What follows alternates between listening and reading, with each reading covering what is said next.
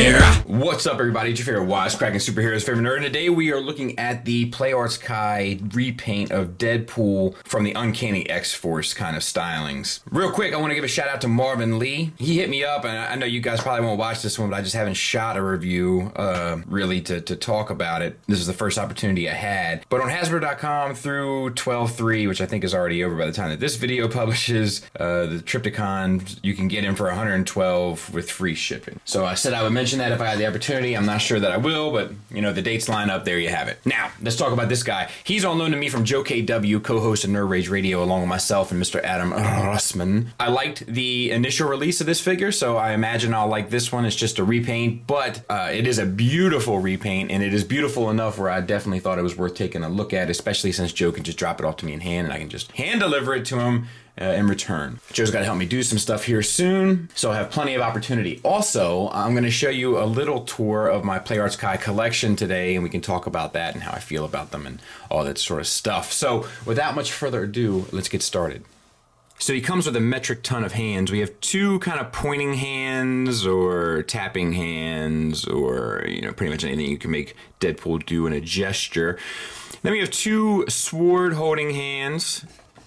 We have two trigger finger hands. We have two thumbs up hands. We have two supporting hands or relaxed pose hands. And then we have one hand that can either hold one of the small knives. It could hold the blade of the sword. You could make him salute.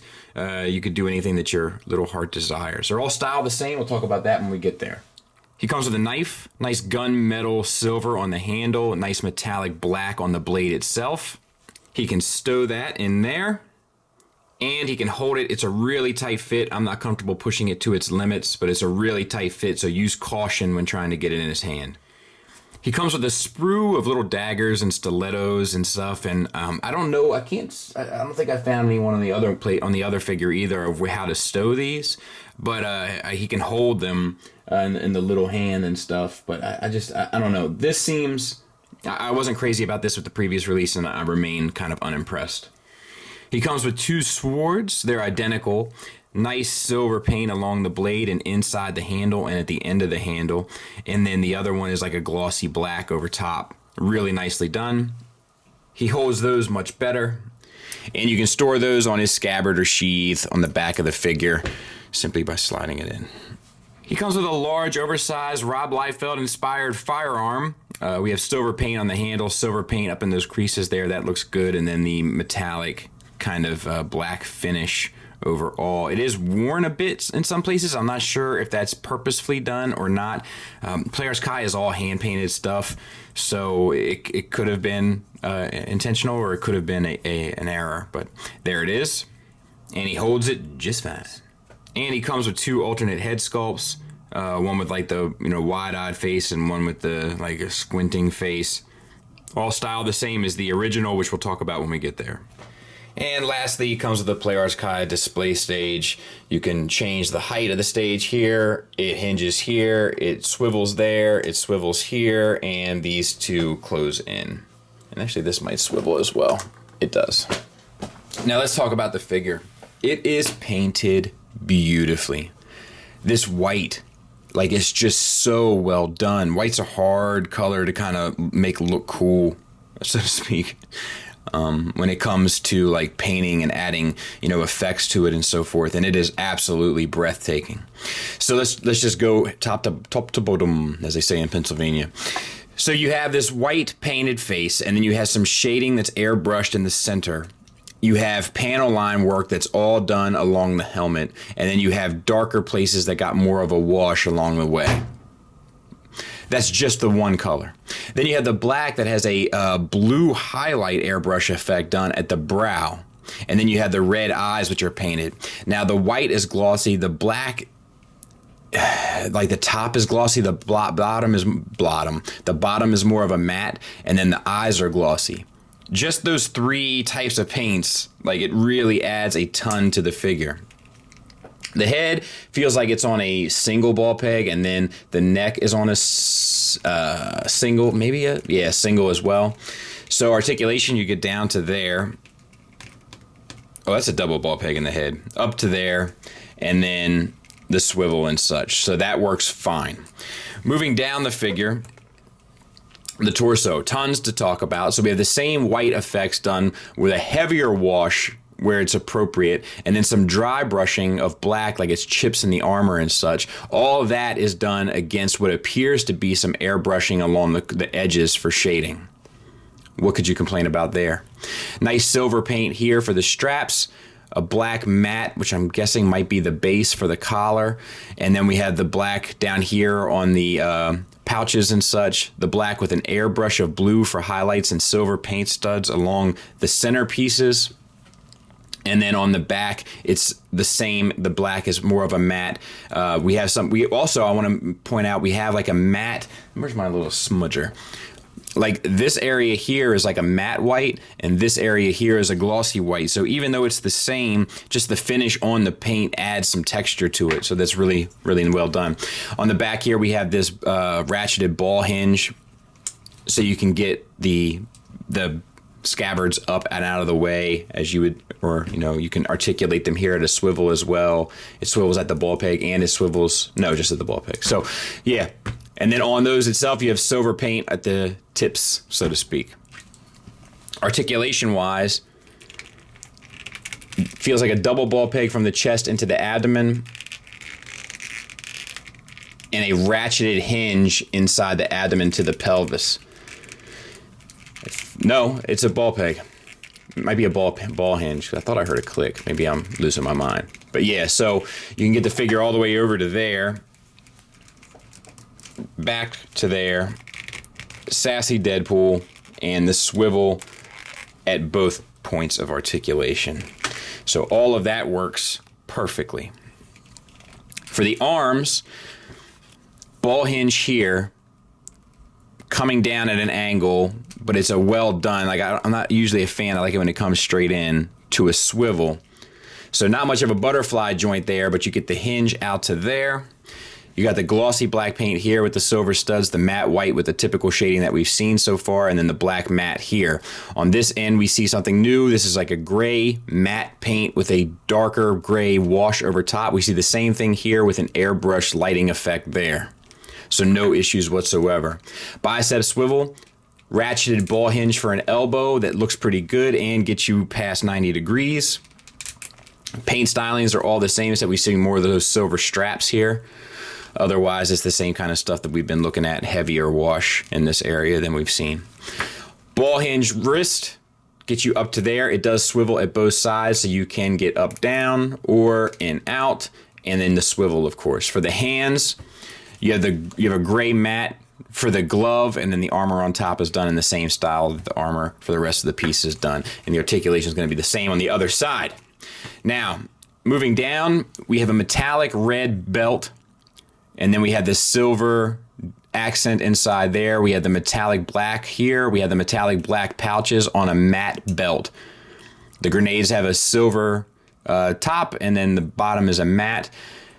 And then the pelvis itself is all done stylistically the same way, as more of the matte black here. This gray is similar to the gray up here. All works well. For the thighs, we have a black, you can really see that airbrush here. We have the black gloss and then the airbrush light source effect there. Black matte there, gray matte there, white matte there, glossy white there, all styled the same way we've been talking about. These pouches here have the silver accents applied to them. They're on ratcheted universals, so you get the leg pretty far out and pretty far forward, so no complaints there. You have a boot cut. Oh, this popped off. That might need to be re-glued. Sorry, Joe. You have a boot cut here for the thigh swivel. So that's fine. I don't know why they just don't use the thigh swivel at the... I'm just going to set that aside.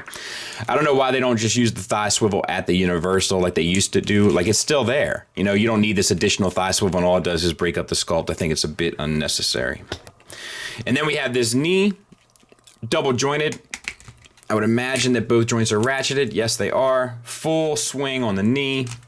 And it's not bad looking. You know, play arts knees sometimes look a little wild. And this one's certainly long as well, but it's not the worst.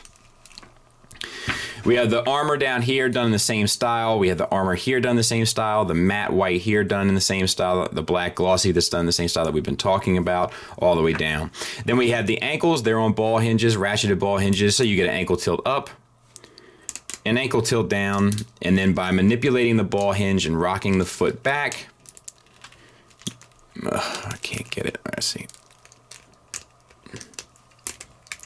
You get your rocker. You know, I don't have it at the right angle, but you can see the rock. And then we have a toe hinge there at the end, all done in the same style. There he is next to the original release. So that would be a really cool shelf, you know, if you were a hardcore Deadpool fan. So I have 3 Marvel Play Arts Kais. The Deadpool, the Black Widow, and the Thor. And eventually I'd like them to go all across the top row here. But as for right now, I just don't have enough. And then I have on this side a lot more. So I have the variants of the DC line that go all the way across the top. And then I have Batman Begins and Man of Steel here. Arkham Origin stuff here. BVS stuff here. I have some Man of Steel stuff here. I have some Dark Knight stuff there. And then I have the Siren somewhere, don't I? Oh, yes, down in here. So, and actually I have another Batman down there that I need to find a new place for because now I have a little bit of extra room. So, yeah, it's, I love Play Arts and I think they display extremely well. Like, this is probably one of my favorite displays, these DC variants that go across the top here. It's just a really sharp, strong display. Final thoughts wise, let's talk about the issues. One, this is something I've been noticing a lot with figures recently, SH Figuarts, Play Arts Kai. I'm having a harder time getting the hands to plug in. Like the connection is too tight. Like you need to allow for that because that switching out of the hands is kind of important in terms of like having a good time with your figure, so to speak. So like I strongly recommend that they work those tolerances out. Also, I want to say that the foot can swivel at this ball hinge too, so you don't need to use the hinge aspect to get your rocker, but you can get a crazy rocker with that hinge, so it's up to you. I don't think you needed the thigh cut joint. I think that the swivel at the universal would have been just fine, and it would have saved a bit of the sculpt. A butterfly joint would have been nice. And because it's Deadpool, I wish he came with a few realistic guns as well, so that you could have had the option to do, you know, the future stylized gun or a more traditional kind of gun. But I mean, I get that this is a stylistic line anyway, so I guess it makes sense. It's just what I would have preferred. But the articulation works across the board. The paint is absolutely breathtaking, just top to bottom, mattes and glossies and airbrushing and washes and dry brushing and accents and good night. Like, it's like, I feel like I'm like dancing in a wonderland. Like, it is a beautifully painted figure, top to bottom. Just, I mean, absolutely amazing. You know, I started collecting with Play Arts Kai. I think that's why I'm such a paint snob, because, you know, when I first got turned on to collector grade toys, you know, I was dealing with Play Arts Kai that paint their figures, you know, to the nines. And this one is no exception. Tons of accessories, tons of options, heads and hands and weapons and, you know, lions and tigers and bears. Materials feel good. The hardware feels good. It all feels appropriate. So it's a strong recommend from me. If you're a Deadpool fan, a Play Arts Kai fan, an X-Force fan, etc., I don't think you'll be disappointed. Thanks, Joe, for letting me take a look at it. And thank you for listening. Thanks for watching. Until next time, take care.